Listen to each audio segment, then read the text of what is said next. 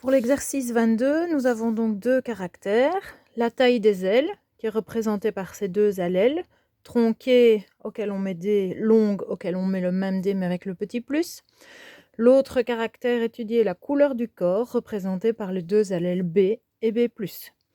Les parents de lignée pure sont décrits dans votre exercice. On peut donc facilement écrire leur génotype, lignée pure, homozygote pour chacun des deux caractères. Les gamètes formés par les parents s'unissent pour nous donner l'hybride F1 qui présente les ailes longues et le corps gris. Grâce à la description de ces hybrides F1, on peut retourner dans nos références et indiquer la dominance. C'est bien long qui domine et gris qui domine également. Ensuite, on vérifie bien dans notre exercice et on est ici face à un F1 qui subit un croisement test parce qu'on nous indique bien que les femelles F1 est croisée avec un mâle aux ailes tronquées et au corps noir, donc individu de phénotype récessif. On part sur un croisement test, on a 4 phénotypes différents.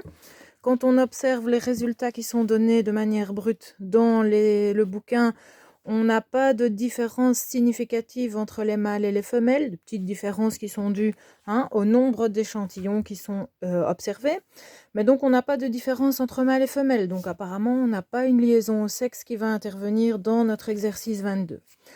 On comptabilise chacun de ces phénotypes, on exprime le pourcentage de représentation, ce qui nous indique, à l'issue d'un croisement test, 4 phénotypes représentés par des valeurs différentes de 25% chacun, les gènes sont liés avec recombinaison.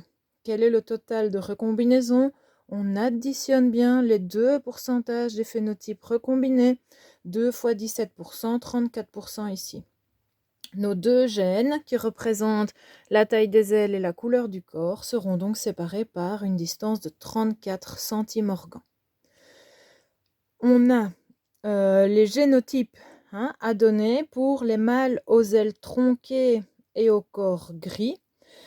Ce sont des mâles, mais peu importe, comme on n'avait pas de différence entre les sexes, on ne doit pas préciser les gonosomes X et Y. Ils sont issus d'un croisement test, donc on connaît leur génotype parce que le deuxième parent a d'office apporté les allèles récessives. C'était le parent testeur lors de ce croisement test. On garde toutes ces conclusions en tête, on en aura besoin tout à la fin dans l'exercice 25 pour faire la synthèse et la carte chromosomique totale pour l'ensemble des caractères étudiés. Je passe maintenant à l'exercice 23. Toujours deux caractères représentés chacun par deux observations pour lesquelles on note les petites références au niveau des allèles. Les parents de lignée pure, les gamètes produits, les F1, les ailes sont longues, les yeux sont rouges. On a l'ordre de nominance. J'attire votre attention sur le fait que ici, dans cet exercice 23, on retrouve exactement le même caractère que celui qui a été étudié pendant l'exercice 22, c'est-à-dire la taille des ailes qui est représentée par les deux mêmes allèles avec le même ordre de dominance. Donc quand on fera notre synthèse, attention qu'ici on a le même gène qui est une fois comparé à un autre gène déterminant la couleur des yeux et dans notre exercice déterminant la couleur du corps. Donc on a deux exercices, chacun en dit hybridisme, mais au total, on n'a que 3 caractères étudiés. La taille des ailes par rapport à la couleur des yeux et la même taille des ailes par rapport à la couleur du corps. Dans l'exercice 23 qui nous intéresse, on obtient en deuxième génération une descendance qui est décrite dans notre exercice. Deuxième génération, c'est bien un F2. On choisit la bonne colonne, celle de gauche sur notre synthèse. 4 phénotypes observés, on détermine leur fréquence d'apparition, on est là dans en tout cas la fréquence d'apparition de ces 4 phénotypes, qui est celle déterminée par la troisième loi de Mendel, le fameux 9-3-3-1 en 16e, qui nous indique que les deux gènes sont indépendants. D'accord ? À partir de là, on pourrait revenir en arrière et se dire, l'individu F1 a bien formé les 4 types de gamètes, 25% de présence de chaque type de gamète. On garde ces conclusions dans la tête également, on en aura besoin à la fin pour notre conclusion générale dans l'exercice 25. On nous demandait en petit b de ce 23 des génotypes. Pour des femelles aux ailes longues et aux yeux rouges, long et rouge, c'est dominant. On n'est pas ici dans un croisement test, donc on ne connaît pas avec certitude le génotype. On a 4 possibilités. Par contre, le deuxième génotype pour les mâles aux ailes tronquées et aux yeux foncés, là on est avec à chaque fois la représentation récessive du caractère, et donc là on n'a qu'une seule possibilité pour le génotype. On continue vers l'exercice 24. Toujours les 2 caractères étudiés, dit hybridisme, couleur du corps, gris ou jaune, taille des yeux, normaux ou réduits. Je note mes petits symboles pour aller voir la dominance. Je dois attendre de lire un petit peu plus dans mon exercice. Attention, dans cet exercice 24, on n'est ni dans un croisement test, ni dans une F2.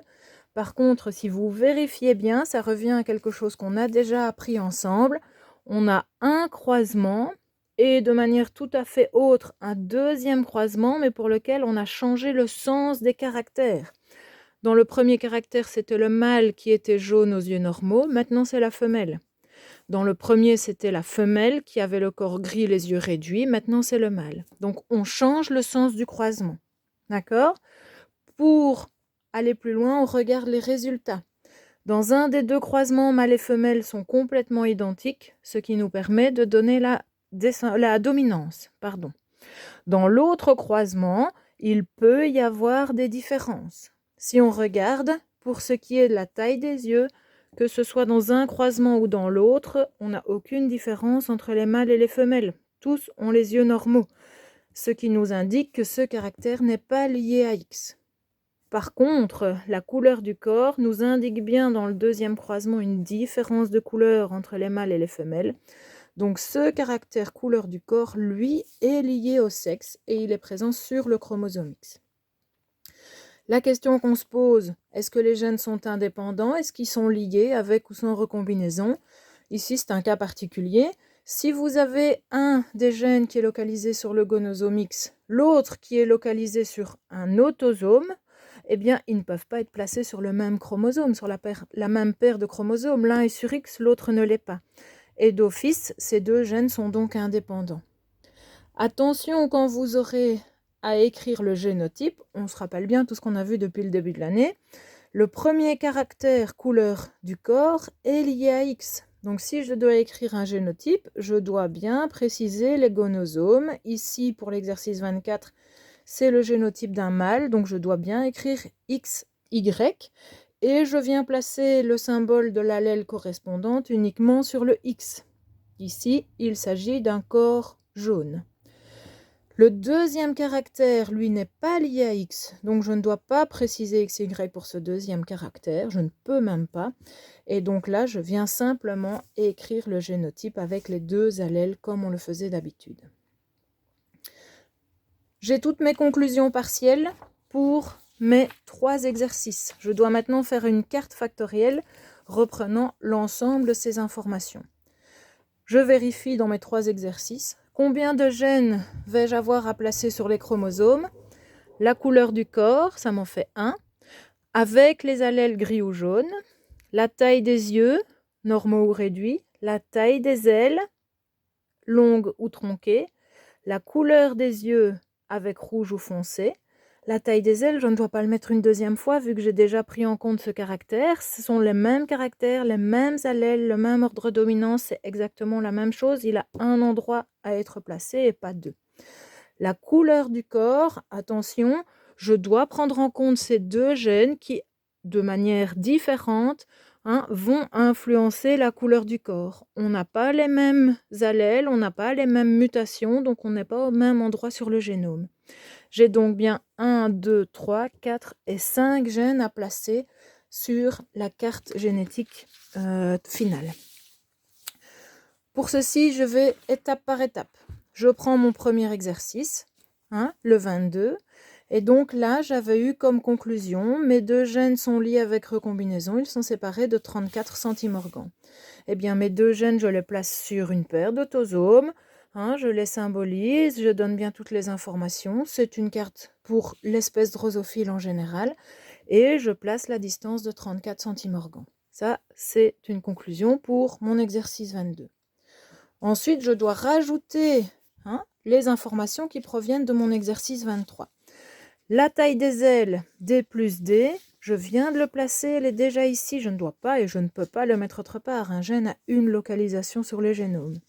Par contre, par rapport à ce gène taille des ailes, je peux venir placer le gène codant pour la couleur des yeux. Ils sont indépendants l'un de l'autre. Je dois donc venir placer ces deux gènes sur deux paires de chromosomes différents. Je continue et je rajoute le troisième exercice. Là, on m'avait indiqué que la taille des yeux avec les allèles et la dominance n'était pas liée au chromosome X. Donc, je rajoute une paire de chromosomes et je viens symboliser, donner toutes les informations nécessaires pour localiser ce quatrième gène. Par contre, le gène couleur du corps gris ou jaune, lui, on avait déterminé sa position sur le chromosome X, avec tout ce qui s'ensuit au niveau des génotypes. Ici également, au niveau de la carte chromosomique, eh bien, vous devez faire attention de placer, de symboliser la position de ce gène couleur du corps jaune ou gris sur le chromosome X. S'il s'agit d'une femelle, 2X. S'il s'agit d'un mâle, un seul X et la position de ce gène couleur du corps uniquement sur X. On nous demande en fin d'exercice 25 si certains doutes persistent par rapport à la position relative de gènes. Eh bien oui, certains doutes persistent quant à la position réelle de ce gène expliquant le caractère taille des yeux. Ces deux-là, on sait qu'ils sont liés, 34 centimorgans de distance les séparent. Celui-ci, on sait qu'il est indépendant de la taille des ailes. Par conséquent, il est aussi indépendant de la couleur du corps gris ou noir.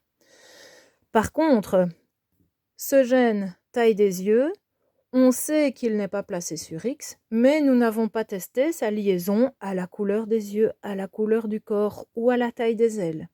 Et donc, on doit absolument vérifier, si on voulait lever ces doutes, si ce gène lié à la taille des yeux se trouve bien séparément comme je l'ai mis ici et je n'ai pas d'autres informations pour l'instant donc je suis obligée de faire comme ça, ou s'il se trouve sur cette paire de chromosomes-ci ou s'il se trouve sur cette paire de chromosomes-ci.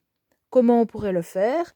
En faisant quelques croisements tests bien choisis, c'est-à-dire en croisant correctement le caractère taille des yeux avec par exemple le caractère couleur des yeux ou taille des yeux avec couleur du corps ou taille des ailes. Et comme ceci, ça permettrait d'affiner, de lever certains doutes quant à la position relative de ce gène par rapport à ces trois-là.